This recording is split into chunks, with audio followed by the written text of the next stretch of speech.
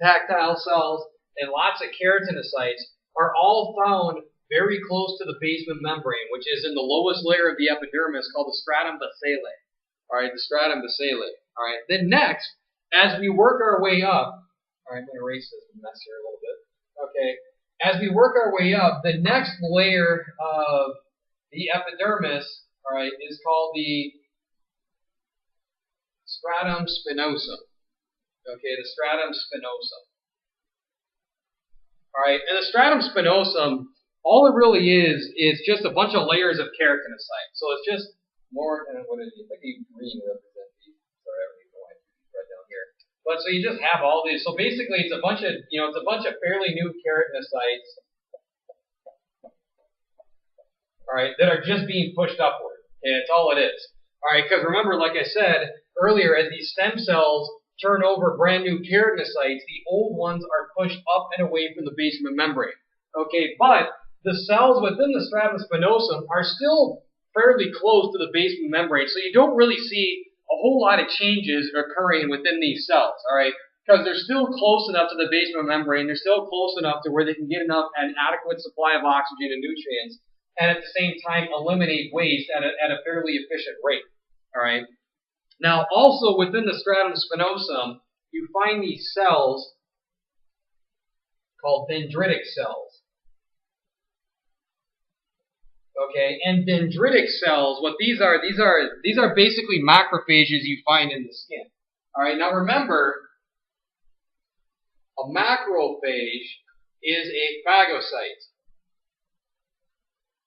Okay, it's a phagocyte. And remember, phagocytes are basically responsible for, eating.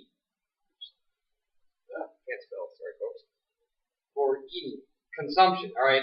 Phagocytes, basically, they keep our tissues clean. All right, phagocytes keep our tissues clean. Now, there are many different types of, basically, phagocytes, you find all over in various tissues of the body. All right, you find cells called monocytes in the blood. These are just macrophages circulating around in the blood on their way to other tissues. You find phagocytes in the liver, or macrophages in the liver called Kupffer cells. All right, you find some in the brain called microglia. Okay, they all have different names, but they all do the same thing. All right, they're they just take on different names, and they look different based on the environment you find them in. All right, so the macrophages in the skin, the dendritic cells, they just physically adapt to the environment they're in, but they do the same thing as any other phagocyte, as any other macrophage. They eat. All right, they eat. They keep the tissue clean. All right, so if you get a cut in your skin and you damage a bunch of these keratinocytes and other cells, these dendritic cells will help clean up the debris. They'll eat the debris. All right. If you get a cut and bacteria start to invade your skin through the epidermis, these dendritic cells will help prevent an infection by fighting these off. All right, so that's generally what they do. And remember, cleaning tissues is important because, one, cells are dying and turn over all the time. All right, we can't make brand new cells, if you remember when you studied mitosis, unless there's enough room and space within a tissue. All right, so these macrophages, allow for there to be enough space to turn over new cells. All right, also, think about it. If a tornado goes through a town and it blows a house down, okay, you don't build a new house on top of the rubble. You clean all the rubble out of the way. All right. Same thing with here. In this situation, in the body. All right. Whenever we damage tissue and there's a bunch of debris and cellular junk per se in there, the phagocytes have to get rid of all that before we can start repairing the tissue. Okay, so they are very important cells. All right, they not just help prevent against invaders; they just help, like I said, keep the tissue clean. All right. Now the next layer of the epidermis,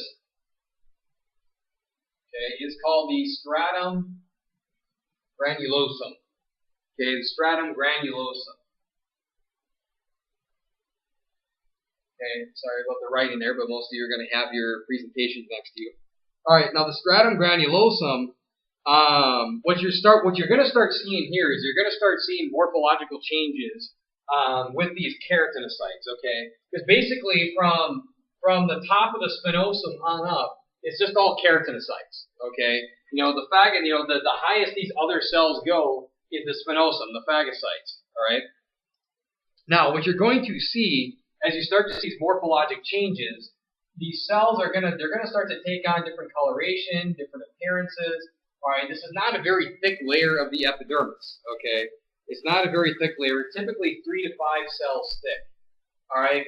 Now, what's going to happen if you look at these under a microscope? Again, they're going to start taking on color and physical differences, and they're going to start to accumulate, other debris, like lipids and proteins within the cell. All right, and you're going to see a lot of fat accumulate within the cellular environment as the membranes slowly start to break down and leak the fats out. Okay, that's why this looks a little different. Okay, so and the reason why. Remember, as these old cells just get pushed up and up and up. All right, they are getting pushed farther away from the basement membrane. And remember, the farther away you get from the basement membrane, the farther away you get from your source of oxygen and nutrients and waste elimination. All right, so that's all that's really going on there within the stratum granulosum. And the uppermost layer of skin, okay, is called I'm just going to abbreviate this, stratum corneum. Okay, the stratum corneum. All right. Now, what's going on here, this is typically about 20 to 30 cell layers thick. All right, 20 to 30 cell layers thick. All right, so this is rather big. All right, now, basically by the time these keratinocytes get up into this layer, they're dead. Okay, they're dead. Okay, and again, you're just going to see the accumulation of fats in the extracellular environment. You're going to see accumulation of proteins. And you're going to see accumulation of keratin, that protein within the cells. All right. So that's what's going to go on there. So again, you're going to see another morphologic change. They're just going to again get deeper in color as you see more junk accumulate in this environment. Okay. And then eventually, once the cells get to the very top of the stratum corneum, they'll just slough off your body to wherever you're at. Okay. That's a process we call exfoliation. You guys have heard that term before when skin exfoliates. All right, that's what we're saying. Are these top dead cells just slough off? Okay, and this is important. I mean, because as you take a shower, you're going to wash off this dead skin. You put clothes on and take them off. You wipe this skin off. Okay. Now this is also important as well when it comes to protecting against infections.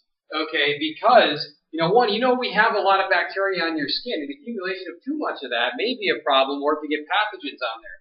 But that's the beauty of having this on there, is that it's a self-cleaning mechanism. All right, as we slough off these cells, we slough off bacteria and any potential pathogens with it.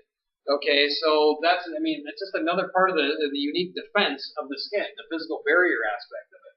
Okay, and this is why, if you don't take showers for long periods of time, you really don't smell that bad. Okay, your clothes might if you don't wash them for weeks or days on end.